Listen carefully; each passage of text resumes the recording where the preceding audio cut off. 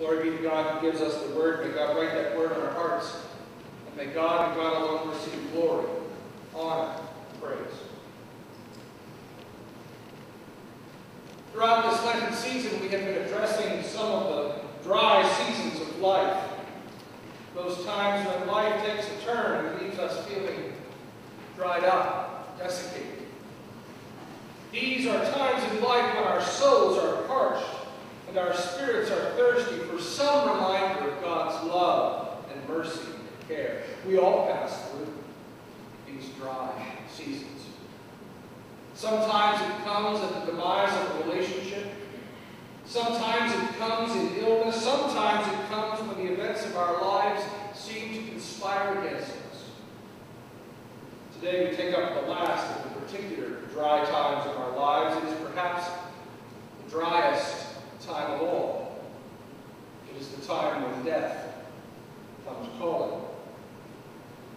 The simple truth is that each and every one of us is going to have to deal with this time, and most of us more than once.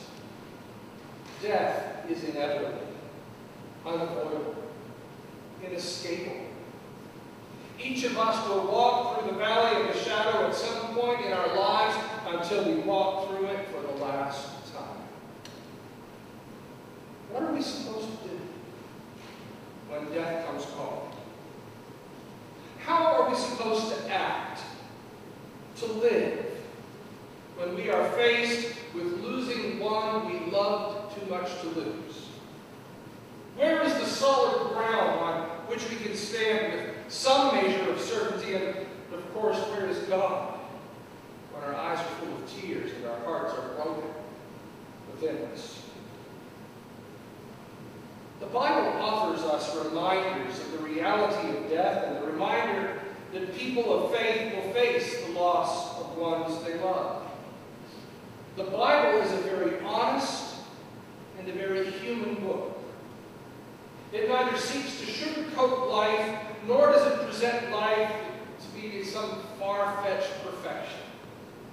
Read the Bible, and you read the stories of people just like you and me. Warts, bumps, bruises, and all. That is particularly true when it comes to death. The Bible does not seek to hide death, nor does it attempt to shield us from the pain and heartache that accompanies it. In story after story, we read of death's intrusion into the lives of people of faith. One such person was David. In a story of family dysfunction and political intrigue, David and his son Absalom have a falling out, and Absalom attempts a coup d'etat. David sends the armies of Israel against Absalom and his forces with strict orders that Absalom is not to be harmed. But of course, Absalom is killed in a particularly gory way. And when news reaches David of Absalom's death, he is inconsolable. The Bible tells us that he went into a room over the gate of his palace and wept, crying, "Oh, my son Absalom, my son, would I have died instead of you, O Absalom, my son." The pure anguish of a parent who must bury a child. The Bible doesn't hide it from us. Martha and Mary had lost their brother Lazarus. He had been ill. They had sent for Jesus to come and heal him, but Jesus, for reasons that are still debated, didn't arrive in time. Lazarus was gone, and Martha and Mary were consumed by grief. The mourners had gathered, the dirges were being played. As Jesus approached the town, Martha ran to greet him and to receive the peace of his presence. Mary stayed at home. But when Jesus arrived, her words are filled with pathos and grief. "Lord, if you had been here, my brother would not have died."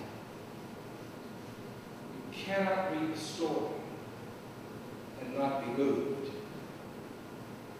And there are, of course, many more. The The Bible is brutally honest on this subject. Death is real. Its presence brings pain, and it is a pain we all must face. So we all face death. But how are we to face it?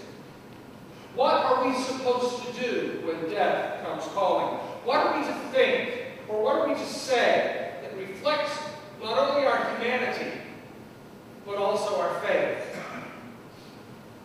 Well, the Bible's a good starting place. We are to grieve.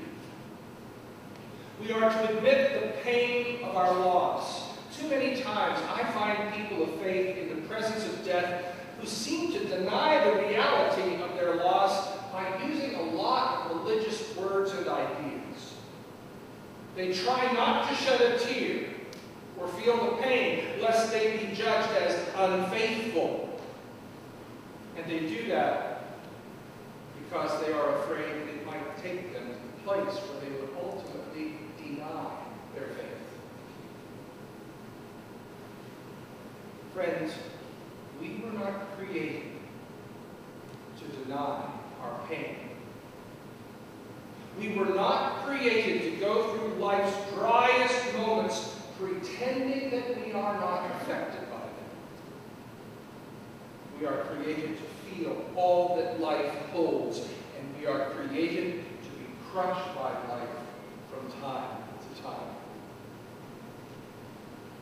But because we are people of faith, we are to grieve in a particular way. The letter to the Thessalonians puts it this way: "But we do not want you to be uninformed, brothers and sisters, about those who have died, so that you may not grieve as